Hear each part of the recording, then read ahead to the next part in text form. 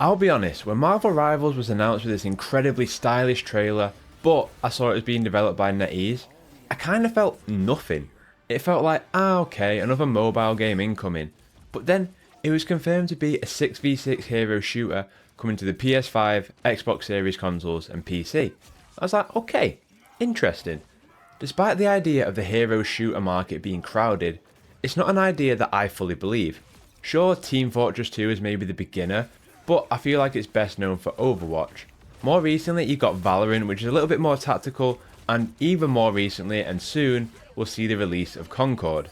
It feels like there's a lot of hero shooters out there, but I'm not sure that's the case. And if you're like me, that Overwatch train has left the station a long time ago, and you've been waiting for something to dive into.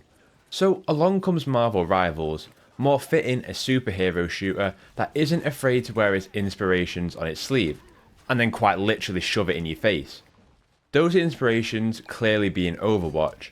Having played some Overwatch and a good chunk of the Concord beta, I'm going to be honest, I don't think Marvel Rivals in its feel and its feedback is on the level of Overwatch or even Concord. I don't think it plays as well as those games do. I don't think it does much to try and distinguish itself in its maps or its modes or its overall design philosophy, and even more likely that when it launches, its extreme microtransaction prices that it's going to have. But it's got something that Overwatch doesn't have, and something that Concord really suffers from. The Marvel identity. It has the Marvel juice, and it's got an abundance of it. From authentic hero designs, gorgeous animation and presentation, and at the heart of it, a fresh Marvel experience that you haven't had in video games before. A hero shooter for a big comic book nerd like me to enjoy. Marvel Rivals may not feel as tight or refined as its competitors, but I'm not sure that's going to matter, because it's good enough. Paired with an IP that is going to be evergreen no matter what people say about superhero fatigue, Marvel Rivals is going to be a smash hit.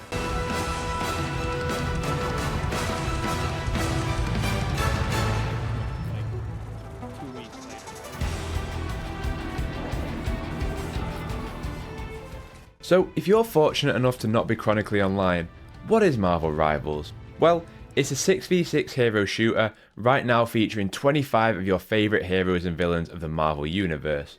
In the closed beta, there was 3 modes: a push the payload, control the zone, and then a slight spin on kill confirm, which is actually pretty neat.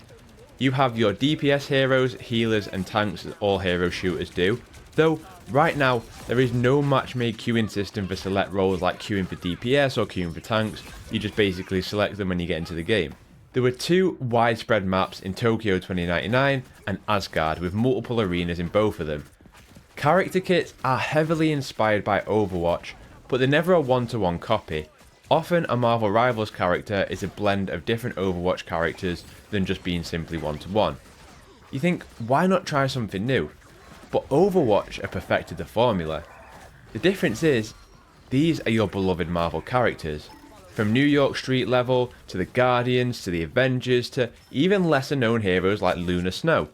One major attraction I think that this game does have is the synergies that they got going on here, which are called team up abilities. So let's say that you're Magneto and someone else on the team is Wanda, you gain a team up bonus. Being Magneto, you then gain an extra ability that lets you summon this sick looking sword that then does even more damage to your enemies than the one that your regular attack does. Or a real busted one is Rocket Raccoon and Punisher, where Rocket can put this device down and then Punisher gets unlimited ammo and a faster fire rate that just shreds, mate. There are multiple of these, and they really incentivize cooperative play and even playing with randos. They're powerful enough that in games, even if it's just you and your friend that are working together, they can really turn the tide of a match. There are of course melee based DPS characters like Spidey or Black Panther, but this comes into the part that I mentioned before. It's so sick to be playing as your favourite Marvel heroes, but it never feels as good as playing as these kind of characters in this game's competitors. The feedback just isn't quite right. It's something that maybe can be tweaked between now and launch. The thing is, like I said, I'm not sure this matters. See, if you're massively into Overwatch, this game, unless you're a die-hard Marvel fan, is functionally not as good, and therefore, I think after a while, you would go back to Overwatch. But I also think that people really aren't as tired of hero shooters as you'd believe, and many at this point won't have even gave one of them a shot or played one for a prolonged period of time. Marvel Rivals functions as that middle ground that I think is going to make this an absolute juggernaut. But even then, it really is important to factor in the IP. The style and presentation on display here is outrageously good. When you first load in, it immediately sells you on these versions of the characters, and it's brimming with personality. The designs that this game has, there's a level of coherence throughout the entire roster and then into the maps themselves. Every character has their own animation, and then when you click on them, they'll pop out of this 2D model into a 3D one, and it's just got that comic book persona in abundance. These designs are terrific, they're inspired, and whilst I still await my dream live service PvE superhero game, the potential on offer here as a growing platform is incredible. Like, this game feels so complete in its roster right now without a Wolverine, a Cyclops, a Deadpool, or honestly, a boatload of characters that you'd expect to be guarantees at launch. They announced Thor and Jeff and then just stuck them in the beta. Alongside that, they announced the greatest Marvel villain that there is, Doctor Doom is coming to the cast. There's potential to build out a story here. Like, this game really does have that level of distinctiveness that, oh, that's the Marvel Rivals Doom, or the Marvel Rivals Thor, or Storm. On the flip side of that, I'm already sick of the idea of what these skins are going to cost, which I imagine to be a lot. More on that later though. As for how they are to play, honestly, they're pretty great. If you remove the experience of playing an Overwatch and judge this on its own, I feel like each character acts as they would in a hero shooter. Magneto can shield himself in an electromagnetic barrier, Storm can use wind to enhance her movement and then switch to lightning for further damage, Spidey can whip himself into an opponent and get up close, Loki can summon multiple versions of himself, Groot can create barriers of branches. I think they do a fairly good job as a whole in fulfilling a hero's moveset. Something extremely difficult in a hero shooter to make everyone feel viable as a good choice. Right now, there's a lot of balancing work that's needed, but I'm not sure you ever get the balance quite right or perfectly right in these kind of games. One or two feel a little weird to play, sure. It reminds me of both Ultimate Alliance 3 or, more so in particular, Marvel's Midnight Suns, which just did a near perfect job of capturing a hero's skill set in how they act in a fight. Less the hanging out with Wolverine at the paddling pool though.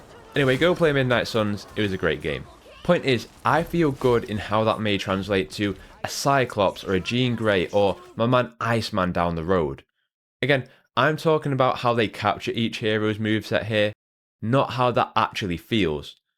I think the melee characters feel close to bad, and shooters feel fine to good. And if you wonder, S tier. The gameplay is good, it's just not great, but paired with the presentation and being in the Marvel universe, that is more than enough for me to enjoy myself here. I like the idea and what they're doing with the maps too, and them being kinda like incursions. So maps act as a collision of two ideas coming together, like Tokyo 2099 for example. I like the idea. The execution so far, maybe less so. I think you could slot these maps straight into Overwatch and nobody would bat an eye, which is both a compliment and a drawback. It feels at odds with the consistent and unique design of these characters that, despite the Marvel world, the maps feel a little bland. That can obviously change too with places like Nowhere, Avengers Towers, Skrullos, X-Mansion, all getting added down the road, you get the point. Ooh, give me like a blend of like Doom Castle mixed with like a Spider-Man noir setting. That could be pretty cool. Anyway, the second part of the map design is the idea of environmental destruction. This was something that does distinguish itself from its competitors, though, for me, to no avail. I never felt the dynamic of a map shift because of environmental destruction in the way that it could do in a Battlefield game, or the strategic blowing up of a floor in the finals. It kinda just happens, and then it just gets rebuilt, and it's almost a hindrance rather than a tactical move. Maybe for the more competitive scene as the game progresses, it could become a cool feature, but in its current implementation, it's not doing too much. Speaking of competitive scenes then, and just the package as a whole, this game is feature complete, man. Kill cams, something that feel of a bygone era, are there. A competitive playlist is there. Versions of clans is there. A highlight reel per teammate at the end of each game showing their best moment is there. Even match replay is there. In a beta, it's fantastic how complete this really does feel, in that I'm pretty sure it was said that this game is coming in 2025, and that is astounding to me because this feels like it's a month or 2 months away. There's also full crossplay, no cross progression at the moment, there's banners, overall stats like wins and matches and eliminations. It's incredible the amount of stuff that's here. It also makes a good opportunity to talk about the progression. So each hero has unique challenges, like killing enemies with Iron Man's charged up AoE attack or 30 eliminations of his ultimate. Depending on which challenge it is, will net either a cosmetic feature like an emblem or a currency which was used to buy skins in the beta. Legends granted cosmetic features and boot camps granted the currency. There's also a small battle pass present in the beta. I did not like the implementation of this. It's basically the base Halo Infinite's battle pass at launch, in that you have set weekly and daily challenges. Once those are completed, you cannot progress it any further. That kind of time-gated progression will always suck, and right now it feels that unless you played this beta daily and done all the daily challenges, that level 30 Venom skin will not be attainable for most. Truth is, I can't say too much on it right now. It's a beta, we have no idea on what will and won't be earnable both currency and cosmetic wise when the game does release. Knowing it's free to play, it terrifies me. In that, great, anyone can hop in, the barrier to entry is low. But, I've mentioned this before, I've become so worn out in how player progression in earning cosmetics and items has been stifled and stripped back so that most of the time, those earnables are then sold back to you where 2 skins is the price of the game itself. Something I actually admired in Concord's offering was that it's a complete package day one. No battle pass, just get straight to it. This side of things, we'll just have to wait and see. But not only do they have a whole universe of heroes and villains to pick and choose from to add, but decades of alternate costumes from comic books, to games, to animation, to the MCU itself. This game is going to be a microtransaction machine. You can be sure of that. And you can see how it evolves too. New season of X-Men 97, Cyclops drops. Captain America movie, bang, Cap's in the game. Avengers Doomsday, shed load of Avengers skins. You can see a bunch of shareholders licking their chops right now. Marvel Rivals then. A game that really surprised me in that NetEase surpassed my own expectations of what they can produce. Again, it's not something that's going to steal the hardcore Overwatch fan base, but I don't think it's trying to. And I also know of Overwatch players who played the beta and adored it. I do think that it's really understated how much people have wanted something new from a PvP game, but more importantly, a hero game. This is the embodiment of a fresh coat of paint. It's a game that playing it is a little unremarkable, but seeing it is what delivers. Sometimes you don't need to reinvent the wheel, that the pure horsepower of an IP alongside a vibrant and unique design with competent and enjoyable mechanics is enough. And that's what Marvel Rivals is. A PvP game that excites me to play PvP for the first time since Halo Infinite. Something that really does tailor itself to the comic book fans. It's a competent hero shooter that nails its main selling point. It's a Marvel superhero shooter.